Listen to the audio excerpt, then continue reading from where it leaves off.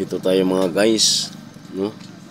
Lumabas na naman tayo sa market building at dito naman tayo pumupuko sa mga tricycle, top down, lahat ng mga sasakyan dito, motorista.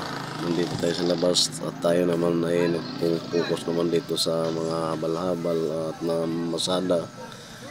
Kaya nandito naman tayo sa labas mga guys, ang ginaparkingan ng mga tricycle, no, sa mga nagapamasada. At biglang ay napasigaw sa atin na ba't daw nagbibideo-video na naman tayo. Akala nga talaga nila ay hindi tayo vlogger, no? So akala siguro nila nagbibideo-video lang tayo para ipopost lang na wala sa lugar. Hindi nila alam na nagpo-content na pala tayo mga guys, no? Yan, dito tayo pumupokus, no?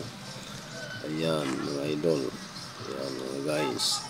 So may ilang part dito na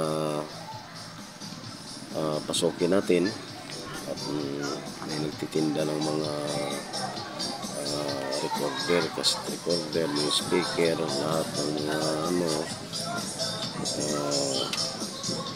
tila dito bala ng mga pelikula. Nandito tayo sa loob pero hindi na natin pinukusan at talagang may mga tugtugan pa dito mga idol.